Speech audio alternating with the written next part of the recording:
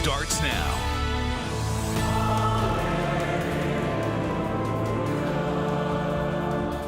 Songs of praise and prayer echoing through churches in Northeast Ohio and around the world today.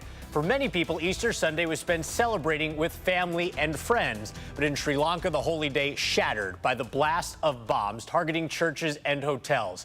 Good evening, I'm Kevin Barry. Tracy Carlos has the night off. Right now, 13 people are in custody for the bomb attacks that killed more than 200 people. As ABC's Julia McFarland explains, so far, no one is claiming responsibility.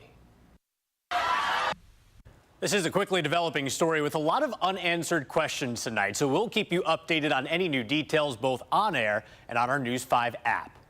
At a place where people go to pay their respects, families now are fed up and filing complaints. In February, we told you about flooding and damaged headstones at the Rest Haven Memory Gardens in Avon. Tonight, though, we're hearing new complaints, and News 5 Taylor DeHaze is in studio now laying out these new concerns. Taylor. Well, Kevin, families now for nearly a year with... An update now to a heartbreaking story in Cleveland. The medical examiner has identified the one-year-old boy killed last night as Isaiah Martin.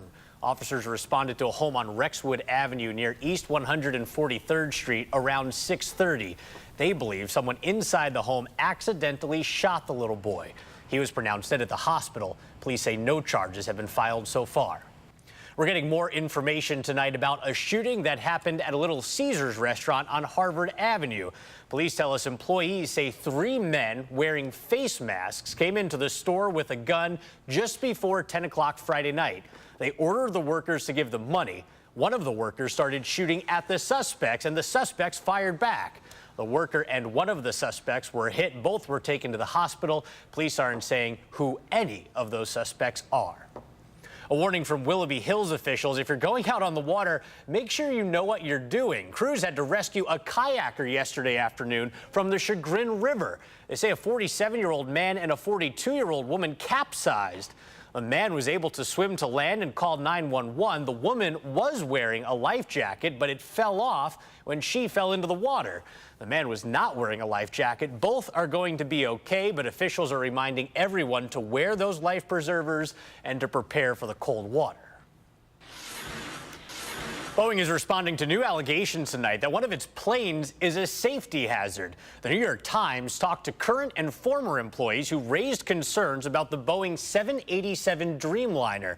They say the South Carolina facility where it's produced is plagued by what they call shoddy production and weak oversight.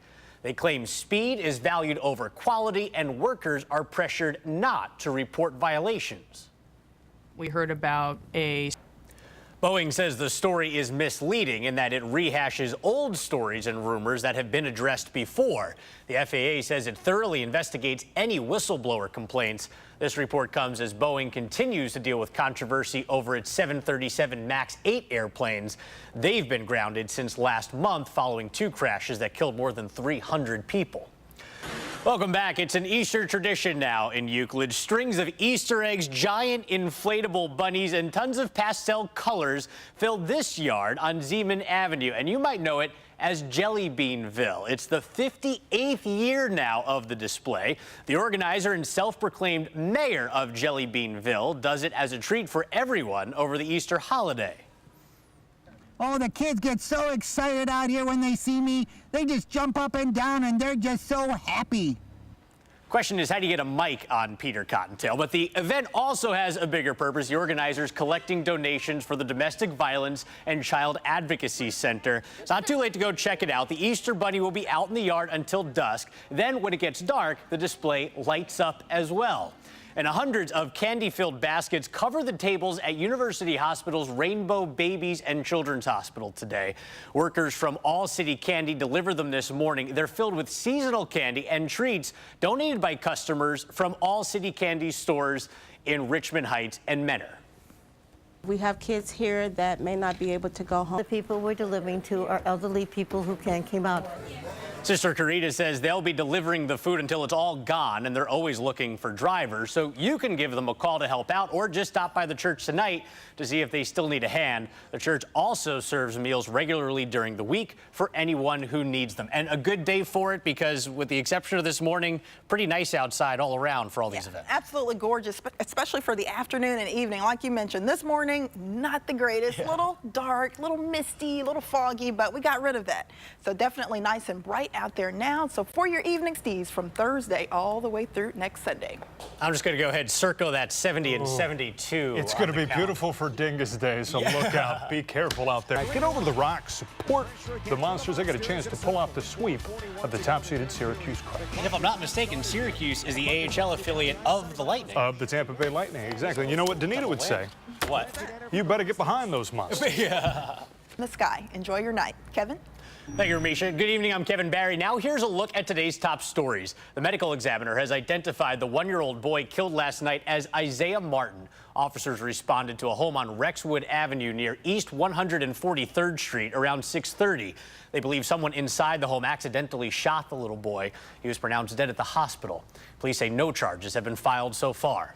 Crews had to rescue a kayaker yesterday afternoon from the Chagrin River. They say a 47-year-old man and a 42-year-old woman capsized. The man was able to swim to the land and call 911. The woman was wearing a life jacket, but it fell off when she fell out of the boat. The man was not wearing a life jacket. Both will be fine, but officials are reminding everyone to wear life jackets and prepare for the cold water. It's become an Easter tradition now in Euclid. Strings of Easter eggs, giant inflatable bunnies, and plenty of pastel colors fill the yard on Zeeman Avenue. You might know it as Jelly Beanville. This is the 58th year of the display. The organizer and the self-proclaimed mayor of Jelly Beanville does it as a treat for everyone over the Easter holiday. But the event also has a bigger purpose. The organizer is collecting donations for the Domestic Violence and Child Advocacy Center. For the latest news and weather, go to news5cleveland.com or open up your News 5 app.